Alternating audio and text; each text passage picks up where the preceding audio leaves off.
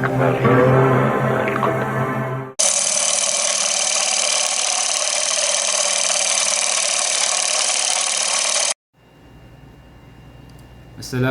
warahmatullahi wabarakatuh. Perkenalkan, nama saya Samsun Rufalah, peserta PKDP tahun 2026, asal perguruan tinggi STIT Al-Ajami Cianjur. Perkenankan, saya dalam kesempatan ini ingin menyampaikan pesan tentang moderasi beragama. Negara Kesatuan Republik Indonesia merupakan negara yang sangat kompleks, penduduk terbesar keempat di dunia, yang hari ini menurut data statistik kurang lebih di angka 280 juta penduduk Indonesia. Secara undang-undang jelas bahwa negara Indonesia mengamini atau mengesahkan 5 agama dalam tatanan kehidupan sosial. Itu menjadi suatu pesan yang sangat penting bagi kita karena kita hidup di negara yang demokrasi. Nah, dalam hal ini kita hidup berdampingan, berbeda suku, berbeda agama, berbeda ras, berbeda bahasa, dan lain sebagainya. Itu adalah merupakan modal besar bagi negara yang besar, bagi bangsa yang besar, karena kita merajut kebangsaan, kenegaraan dalam perbedaan. Pesan moderasi beragama ini digaungkan oleh Kementerian Agama sudah lama, kalau nggak salah 2019. Dalam hal ini, pesan moderasi beragama itu bukan mencampur adukan nilai agama satu sama lain, akan tetapi pesan moderasi beragama ini adalah merupakan tanggung jawab perilaku warga negara Indonesia dalam hidup berbangsa. Makanya dari hal itu, perbedaan-perbedaan tersebut marilah kita jadikan modal besar untuk merajut kebinekaan di negara Indonesia ini. Nah, tantangannya hari ini, kalau instrumen-instrumen perbedaan suku dan bahasa dan agama sudah jelas,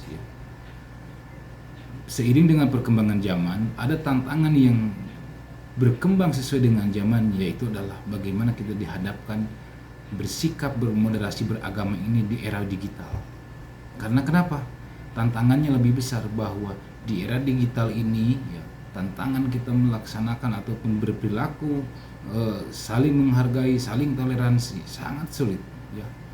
Contoh kasus bahwa hari ini masih banyak di media sosial ataupun di blog dan lain sebagainya, di berita-berita yang entah kabarnya dari mana, entah maksudnya apa, tapi banyak konten-konten yang memojokkan satu agama, memojokkan satu suku, atau bahkan satu agama satu sama lain pun saling berperilaku tidak pantas ataupun melakukan debat-debat yang tidak, perbedaan paham yang tidak selayaknya dilakukan.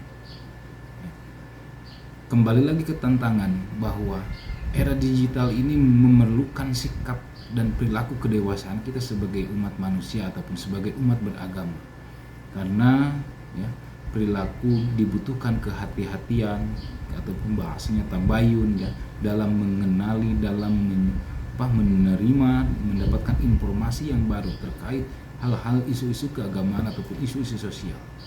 Karena apa? Karena tadi bahwa entah dari mana, entah siapa yang membuatnya, entah apa maksud dan tujuannya, banyak video-video yang beredar yang bisa memecah belah kesatuan ataupun bisa memecah belah kerukunan. Saya ingin bercerita seperti ini, bahwa saya tidak bisa banyak melakukan tindakan ataupun melakukan kebijakan tentang moderasi beragama. Akan tetapi dalam kehidupan saya, di lingkungan saya coba praktekkan perilaku dan sifat moderasi beragama sebisa mungkin. Di contoh kecil, di perumahan Puncak Manis, Nagrak, Kecamatan Cianjur, Kabupaten Cianjur, saya hidup berdampingan dengan saudara-saudara dari agama Kristiani, dari agama Konghucu. Kita hidup berdampingan, kita hidup damai, kita bersosial damai. Salah satu contohnya seperti ini, bahwa ketika kita mau menyelenggarakan kegiatan PHBI, Isra Miraj, Maulid Nabi dan lain sebagainya. Alhamdulillah berkat kita komunikasi yang baik sesama warga ataupun sesama rakyat Indonesia, mereka suka membantu ketika kita mengadakan kegiatan PHBI. Nah, itu satu contoh yang kecil yang ya bisa dapat kita renungi. Dan contoh lainnya bahwa ketika kita mau ada kegiatan pengajian ataupun pembagian makanan, kita alhamdulillah tidak membeda-bedakan pembagian itu, dan mereka pun ya selalu terbagi. Dan begitu pun ketika memasuki hari raya Idul Adha, kita potong kurban, kepanitiaan DKM, mereka dibagi sama rata dengan warga yang lainnya. Ya, itu suatu bentuk dan tindakan perilaku moderasi beragama dalam tatanan kehidupan sosial. Karena apa? Karena hari ini kita berbicara besar, berbicara tinggi, berbicara luas, tidak akan ada dampaknya ketika kita tidak mempraktekkan ataupun mengimplementasikan dalam kehidupan kita sehari-hari. Terus kemudian apa yang menjadi tantangan ke depannya?